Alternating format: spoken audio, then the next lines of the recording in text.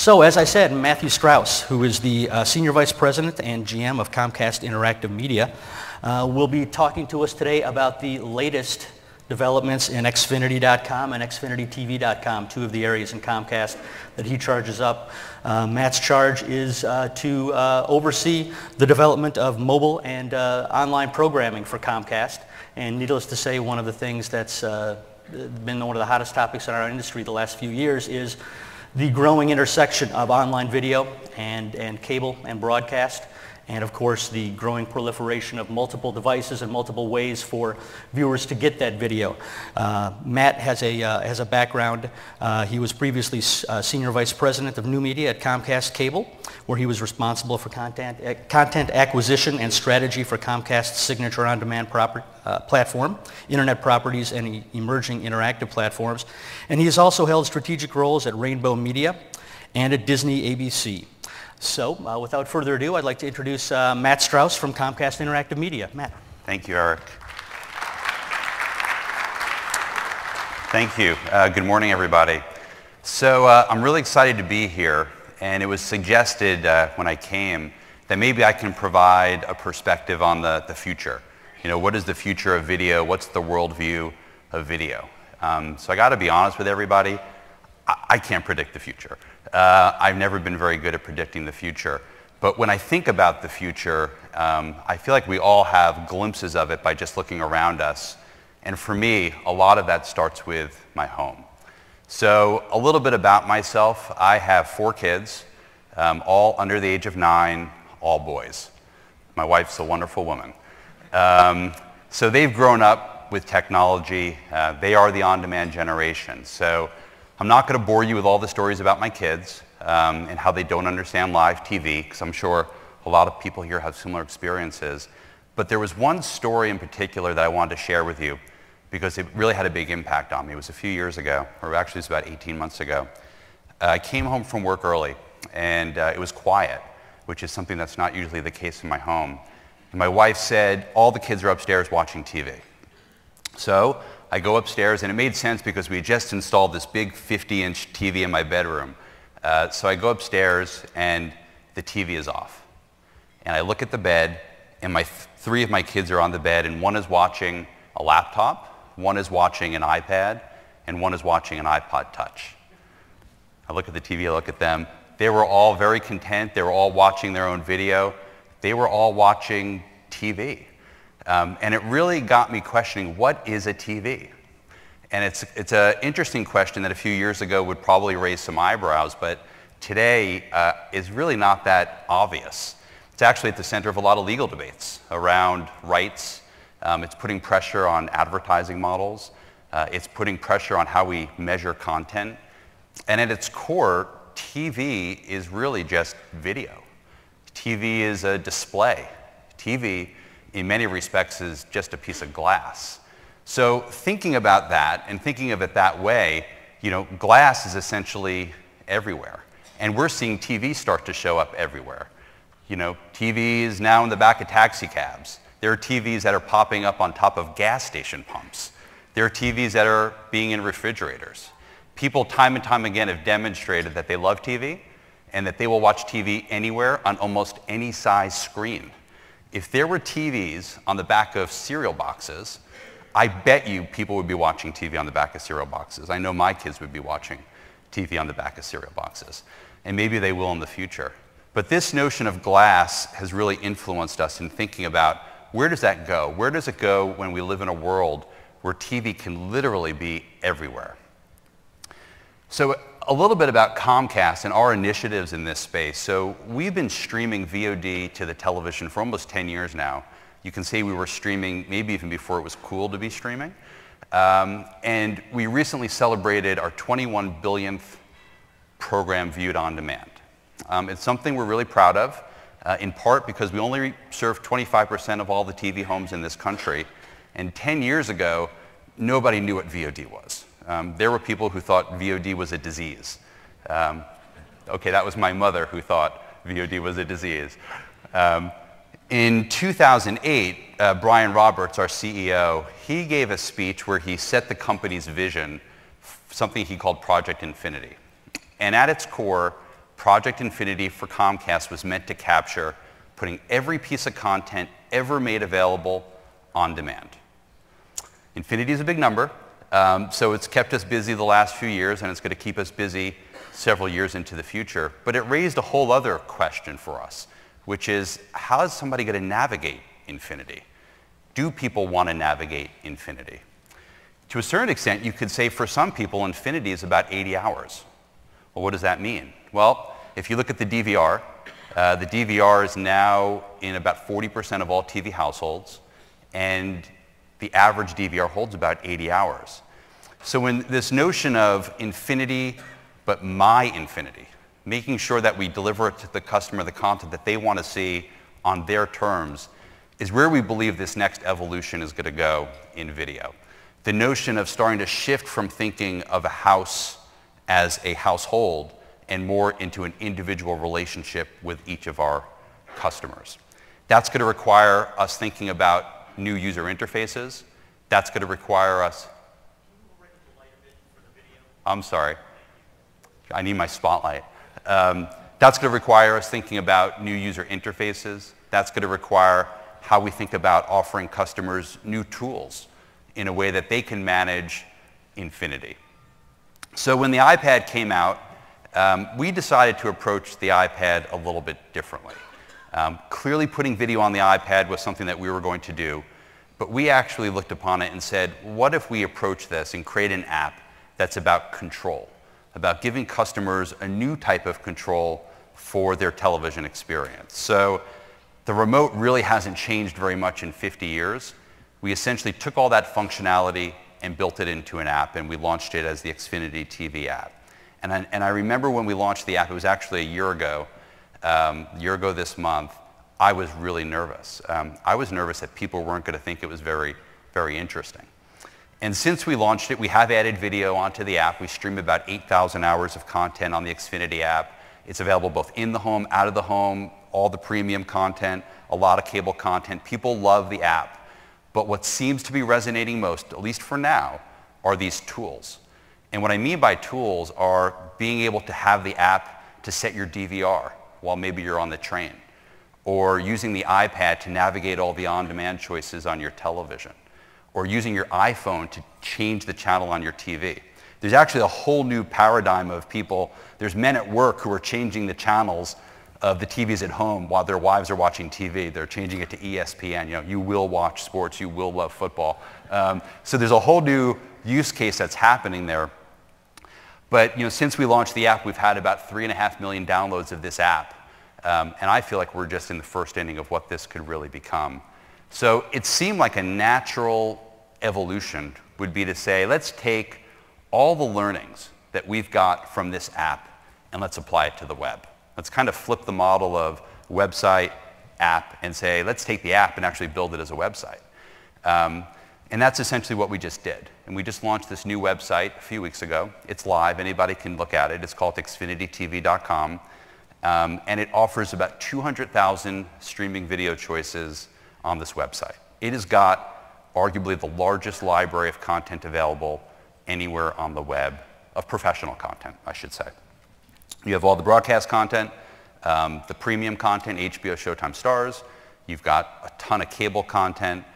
But then what we did, and this is where it's uncharted territory, is we took these tools and we built them into the website as well. So now a customer can also control their TV using a website, something that's not a very intuitive or common experience, but we think is going to be a critical component to how customers navigate in the future. So I thought I would give you a quick demo of this website and kind of go through some of the highlights of it. And I was assured I've got blazing fast broadband speed here because I know it's not Comcast, so I'm trusting the conference here. But I'm going to give you guys a quick demo.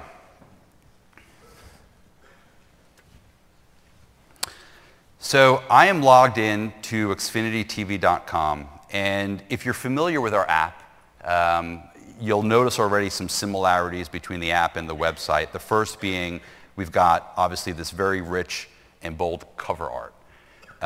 The first thing that we put up there is all the content that aired the night before. So we really strive to get the programming up as shortly after the linear exhibition as possible.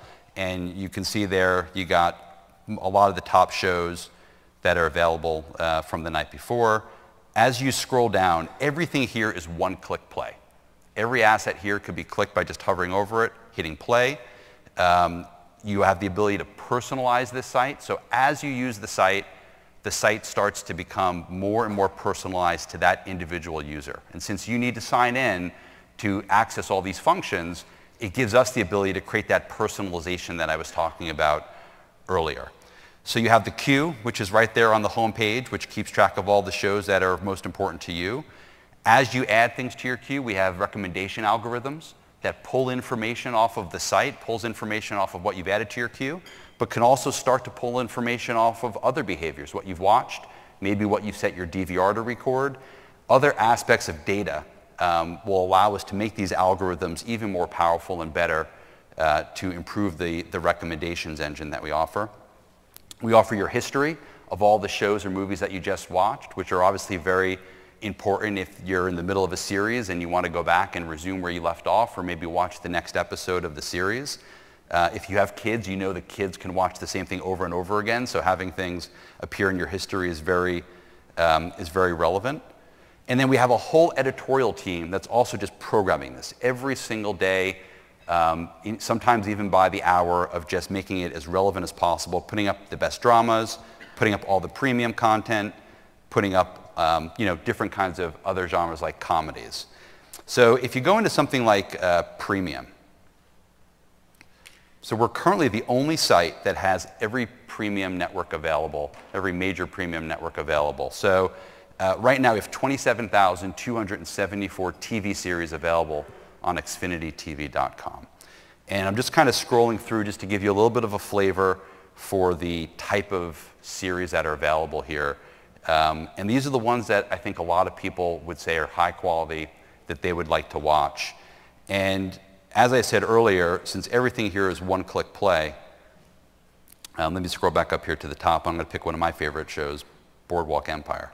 So let's just say we want to watch Boardwalk Empire. We authenticate you, and this all is happening behind the scenes. You can see I was watching this, but I'm going to start it from the beginning. You can see how fast that starts. We put a lot of time and effort into creating an experience that tries to launch the video in less than 5 seconds. We're streaming in HD.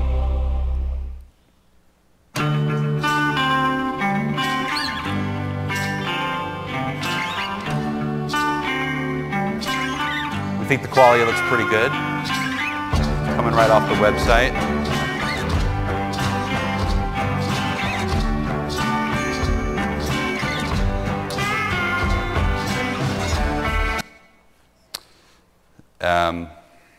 Let me just go back to shorts. That's right.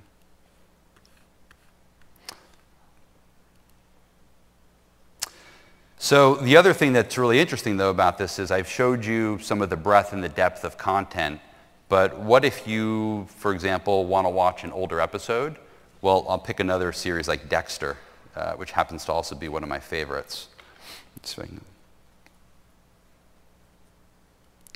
You can go to all episodes. We have every episode of Dexter available for our customers to watch if you're a Showtime subscriber.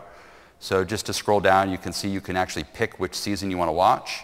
If you haven't watched Dexter, I suggest start with season 1.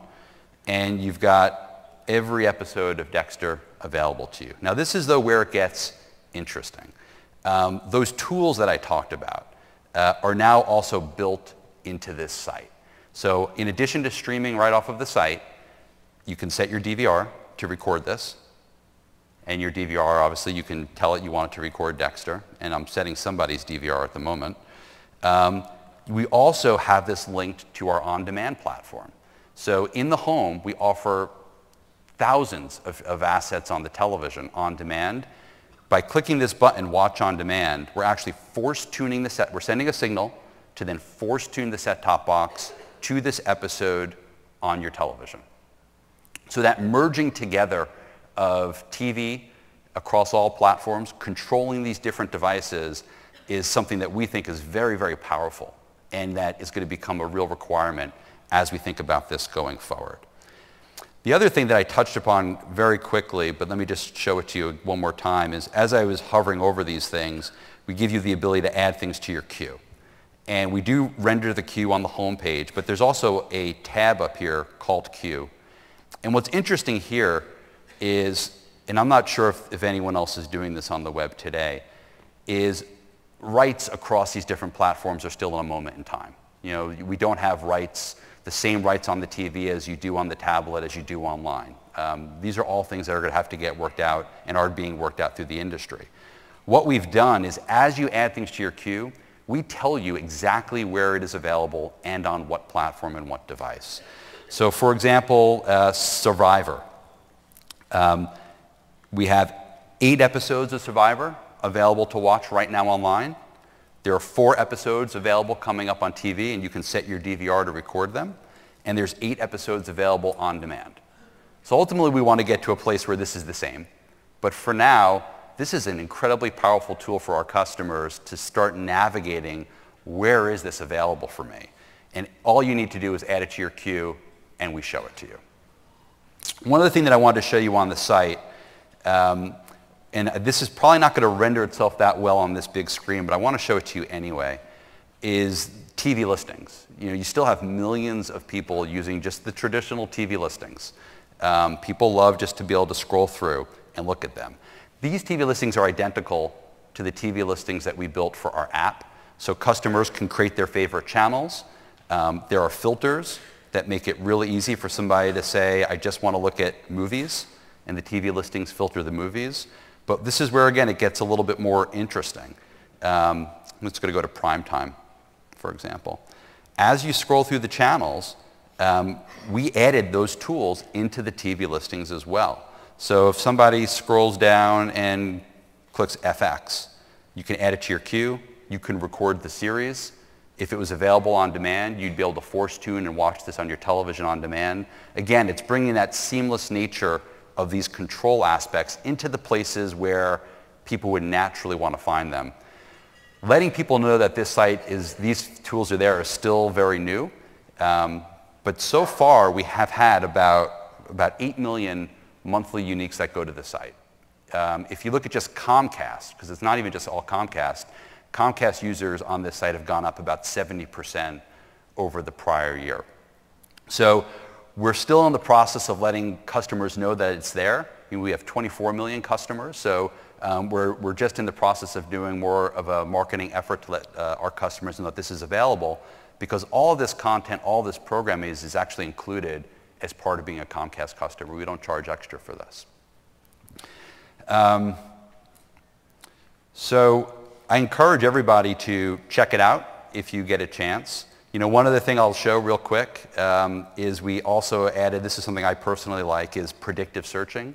So as somebody comes and types in a movie or a TV show, I'm going to type in a movie, Tangled. Okay, so you can see Tangled starts to appear. You can tell what I've been watching at home. And then takes you right to the Tangled page. And again, you've got all those tools there where you can play it right there on your computer. You can record it, or you can watch it on your television by clicking Watch on Demand. So this is, again, we're very excited by this. We just launched this site a few weeks ago. And there's a lot we're going to learn along the way, but we're already seeing some great results. So to switch back, so what's next? Well, it's interesting because as an industry, once we untethered the TV from the living room, we obviously created a whole new paradigm of how we're going to be watching TV in the future. So it used to be, if you wanted to watch The Love Boat, or I should say if my father wanted to watch The Love Boat, we all would watch The Love Boat together Saturday at 9 o'clock. And it was all about the time of day. That was it. That's when we watched The Love Boat. Well, obviously, there are more variables that have to be taken into consideration in this new world. What device are you using? Where are you watching this video? What time is it? What mood are you in? And who are you with? There's also other variables that we now need to take into consideration as well, such as voice, gestures, touch. We all see this around us, you know, with tablets, how this is changing the way we interact with video. I was reading my 5-year-old a bedtime story, and he swiped my hand and said, "Daddy, pause. I need to use the bathroom." Okay, I don't know if anybody here has ever been swiped before, but if your 5-year-old ever tells you to pause to go to the bathroom, pause and let him go to the bathroom. The alternative isn't very good. But you start to see, again, a whole generation that's growing up where this is becoming so integrated into how they consume video that we've got to think about this going forward. And it raises a whole bunch of new questions. And these are questions that we don't necessarily have the answers to, but things that we think about, like what will a TV channel look like in the future? How do all these devices make TV better? Getting to a place where video is across all the devices, to me, is just scratching the surface. How do we then start to leverage each of these devices' unique attributes so it's actually a better, more comprehensive experience? Can TV be more fun? Now, some people may say TV's fine, we don't need to make it more fun. But we like to think about this is, can we actually make it a more fun experience? And here's an example of that. Every Saturday night, I think there's got to still be millions of couples. I know this happens with my wife and I, where we still can't decide what we want to watch. She wants to watch a certain kind of movie. I want to watch a certain kind of movie. Should we be thinking about actually helping? Is there something that we could be doing there where we're making suggestions that actually tries to make this a little bit more exciting and fun? And what does it mean to watch socially? When we're all watching American Idol together, that's a social event. But as devices, as personalization starts to proliferate, how we watch together is going to obviously change, both virtually and in person. So how does that going to ultimately evolve? So we thought it would be fun to try to take some of these questions and put together a short video that's really just meant to provide some perspective, some direction, some visual. I'm not saying these are right, but it's just something that we thought would be interesting for everyone to consider. So I'm just going to roll a 2-minute video for you guys.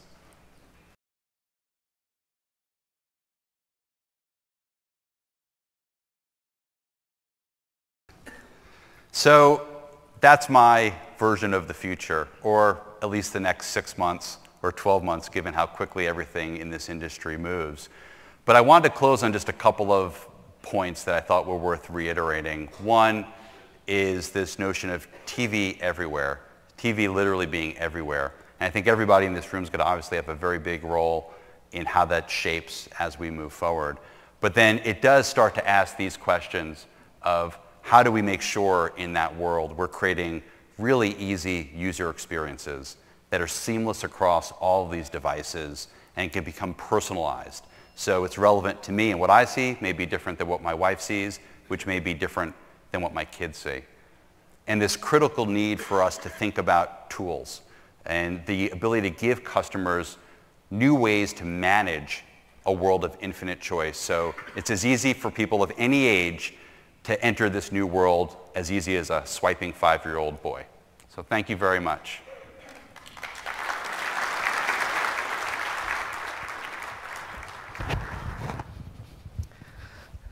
Have a seat, Matt, if you would.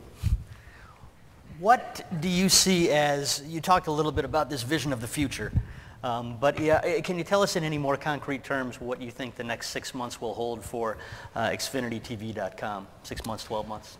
Well, I think that everything that I showed on the website so far was really focused primarily on on-demand content. Mm-hmm. And we know that on-demand is a very powerful tool. But I think when we look out into the next 6, maybe 12 months, we start to look at how do we introduce live TV into this experience. Certainly there's still a tremendous amount of viewing that's taking place with live video. So that's an area that we think is very powerful. We talk about second screen, and typically second screen is meant to talk about a tablet device, but we think there's also an opportunity to have second screen experiences on the web. And the ability to sync up what's happening on the website with what a customer may be watching on their television. And there's a lot of emphasis on the DVR. I talked about the DVR earlier being in 40% of TV households. People love the DVRs. Very few people turn their DVRs in unless there's some kind of a technical problem because it's such a personal connection. So how do we improve the DVR? How do we give people the ability to access the content on their DVR anywhere? These are things that we think are ways that we can continue to improve the website within the next couple of months. You mentioned second screens, and that ties into something we were talking about before your presentation, talking about what social television means. How do you see the future of social integrating with TV? Are people going to want to interact with Facebook on their 50-inch plasmas? You know, it's a great question. I bet if you surveyed people here, you're going to get a bunch of different answers because social TV seems to mean different things to different people. I think of it in a few different buckets. One bucket, which is almost the lowest common denominator, is just to put social on the television itself, putting Facebook on the TV. And we actually have a relationship with Facebook, and we're testing that right now in a couple of our markets. And for some customers that will resonate and others it won't. But I think that that's really just one dimension of it. You know, what excites me about social is the idea of starting to pull in information that helps influence recommendations. You know, what are my friends watching on television? What are other people that I know might suggest that I would like to watch based on what they're viewing? Or maybe I want to start an on-demand movie with a circle of friends and it starts it at the exact same time on their television. These are things, again, that I feel like we've got to come up with additional ideas, but are just kind of more exciting when it comes to social TV. And I think the second screen will be the predominant place that we're going to be looking at second screen going forward. I think when you look at things like the Olympics, that's going to be a really exciting opportunity to think about how do we introduce social into such a mass live experience. And since a large majority of people typically have their tablet devices on their lap when they're watching TV, you know, the ability to sync up what's on the TV either using audio tones or if you force tune your television using your tablet, we know what channel you're watching. How do we then transform that second screen into a more social experience? And to me, that's much more compelling, at least in the near term, than what we do on the television set itself. What do you see, how does Comcast see other subscription VOD offerings? Do they seem as competitive, complementary? Because when you started showing, you know, Boardwalk Empire, for instance, in your demo, the first thing I thought of was I started comparing it in my mind to the HBO Go experience. What's Comcast's take on other offerings?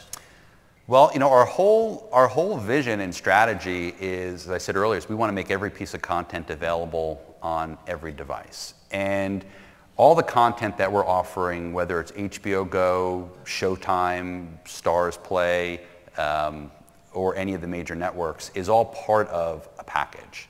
And there's a lot of other subscription services that are out there, and some people obviously see value in them.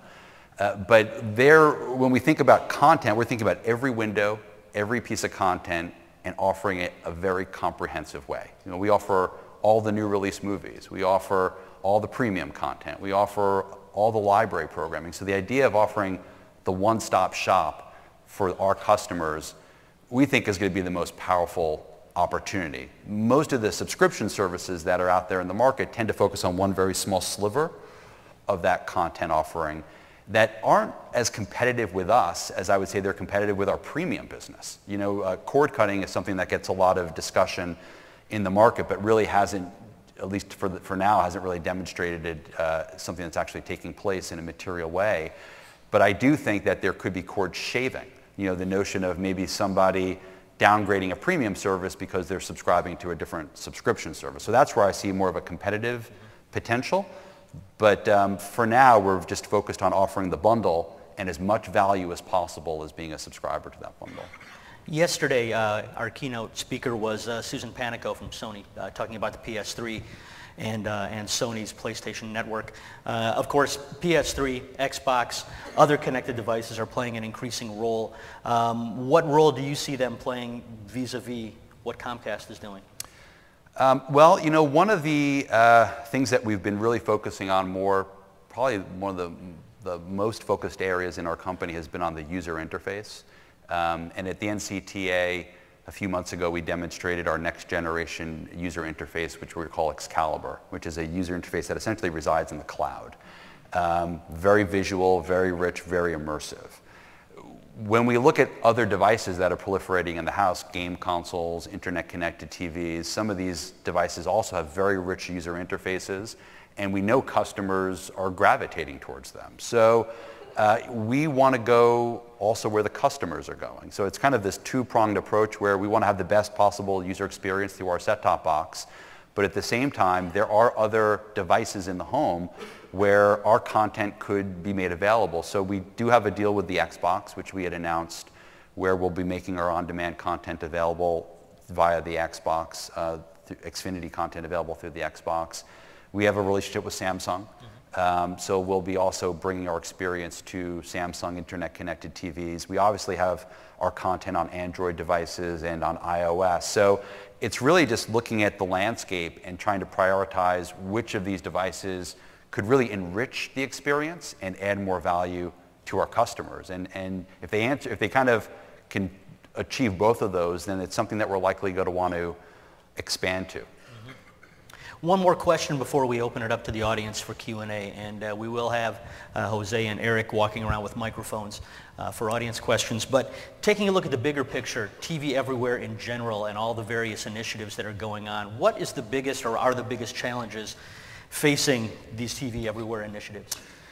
You know, there's a few, but you know, it's interesting. TV everywhere, just I don't know how familiar everybody is here with it, essentially is the notion of allowing somebody who's a subscriber to get access to that content on any device without having to pay extra for it. So HBO is the easy example. You subscribe to HBO, you can get HBO anywhere. We've made a lot of progress with TV everywhere. In many respects, it's similar to the early days of our on-demand platform. You know, when we launched video on demand, as I mentioned 10 years ago, it was difficult to get the programmers to see the value of putting their content on demand. It raised questions around rights. It raised questions around advertising and monetization. It raised questions around measurement and cannibalization of linear ratings. And what we've seen over time is those issues get resolved. And in some respects, it's the hunter becoming the hunted. Because in the early days, we then started to fill up our servers, and we had more content than we had capacity. And we had some programmers wanting to put their content on demand because they realized that as audiences were getting more fragmented, the more touch points they had to make their content available, the better. I think we're seeing a lot of that play out in TV everywhere. You know, the premiums were the first to embrace video on demand.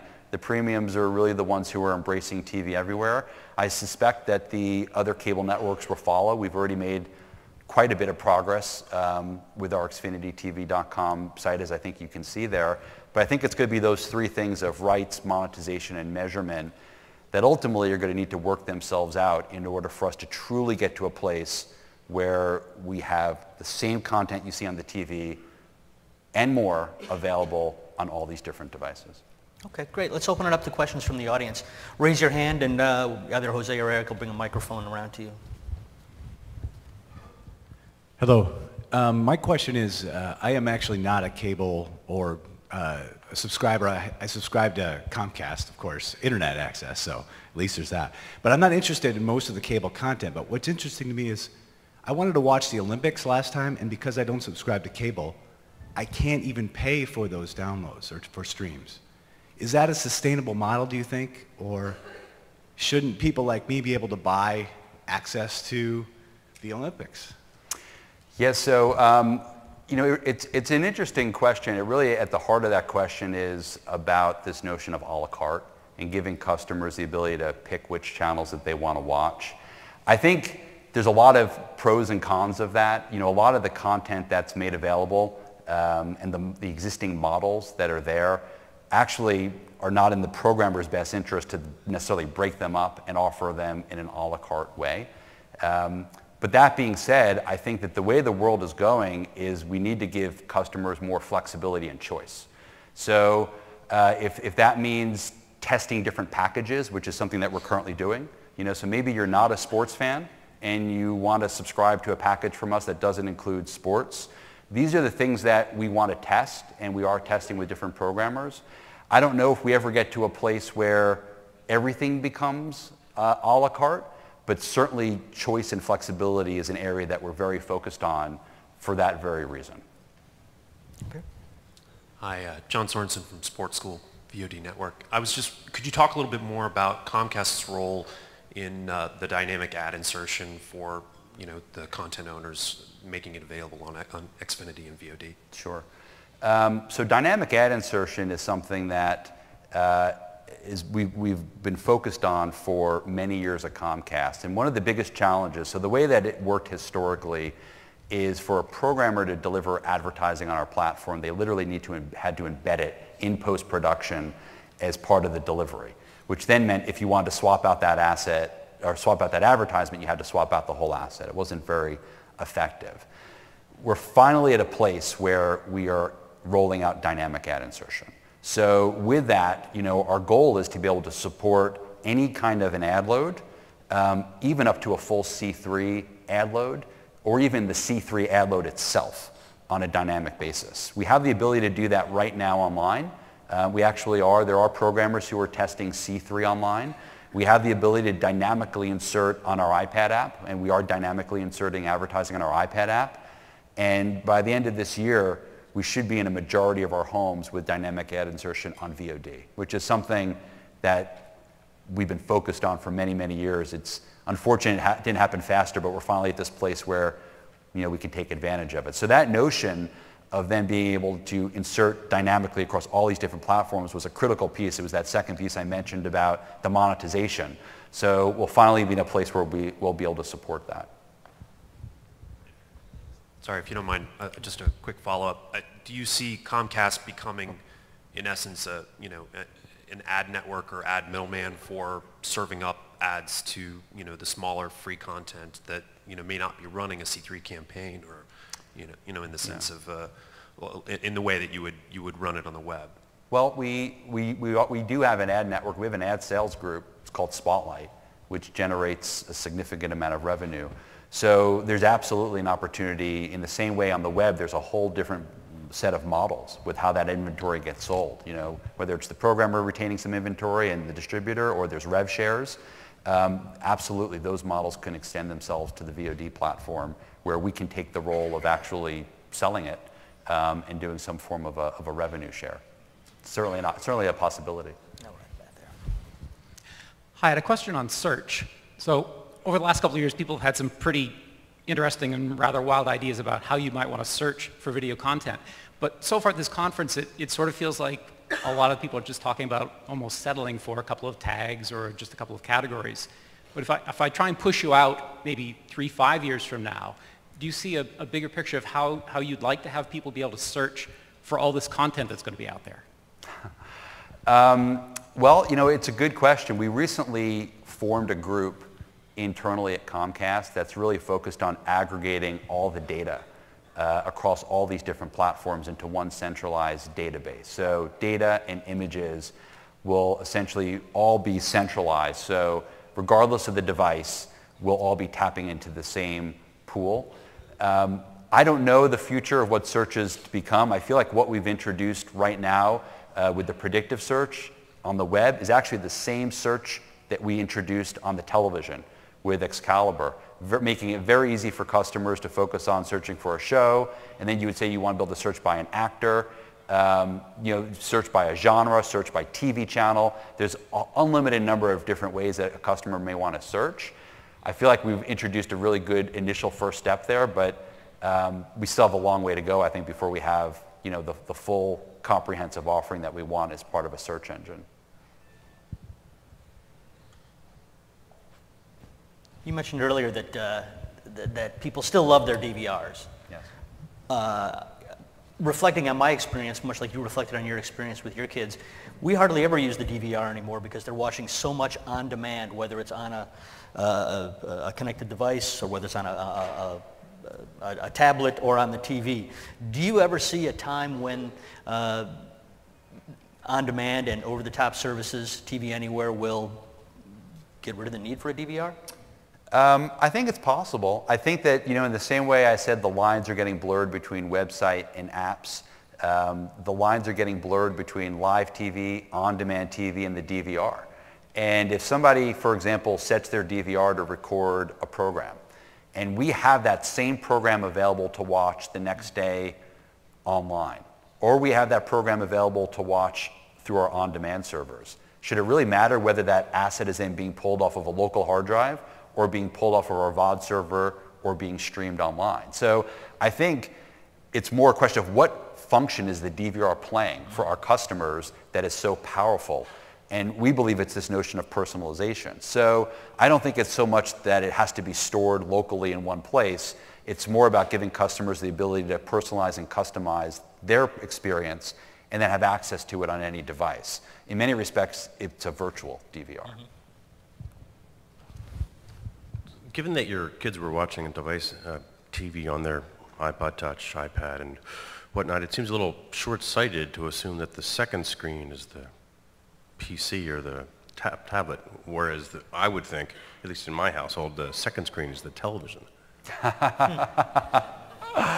Well, that's a fair point. You know, when I think of the second screen, you know, I was thinking more about it that, you know, you're watching the TV and the second screen is not playing the same video.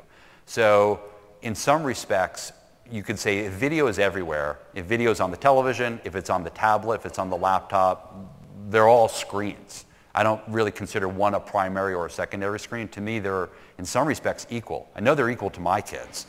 When I think of second screen, I'm defining that as having a second screen synced up with what somebody is watching, so it's providing an enhanced experience. Where that's happening could be anywhere.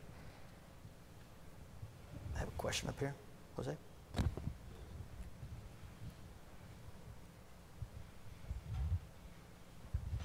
It's not so much a question, it's just an old saying from the television industry. Film is art, television is furniture. And tablets are really small furniture. They are really. Other questions over here? Yeah, so I think what you're saying about the DVR and, you know, on demand, sort of if you have the asset in on demand, the customer shouldn't really care about where it's coming from, which I think is right. Have you guys thought about going to the next step like Cablevision has with actually having the DVR in the cloud? Yes. Yeah, given the kind of the bold vision of a screen to screen, do you anticipate that, well, I guess what's the future of your content being bundled to the way you connect it to your home? So it's still kind of to the consumer an internet pipe or a TV pipe or a phone. How do you see that evolving over time? Well, you know, as I mentioned earlier, the triple play, where we're offering voice, data, and video all together, is very, very powerful. You know, so customers like the convenience of having that value of having all those products bundled together.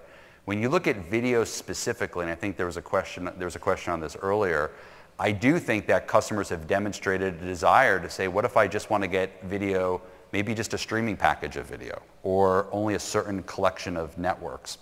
And I think that's where, you know, this is uncharted territory for the cable industry. The cable industry was essentially built off of bundling of networks and content. So we're now talking about evaluating, are there other ways for the ecosystem to still thrive, but do it in a way that customers have more choice and flexibility? And I think that's a big area that we're going to be looking at, and we're testing in some of our markets right now. But at its core, the vast majority of our customers seem to gravitate towards the notion of they want everything in a very seamless, easy package, and they're willing to pay for that value. Hi, good morning. Thank you very much for sharing. This is kind of an investigative reporter question. Adobe threw out on their website that they're halting new development for Flash on mobile devices. Do you have any comments on that as a provider's perspective, as how that would affect your development for mobile devices? I got to be honest with you, I just saw that announcement right behind it, so I actually don't know the full extent of it, to be honest with you. What are your thoughts? I'm not the expert here. So then no comment for now. Maybe I'll have a comment in an hour. Way over there, we've got one.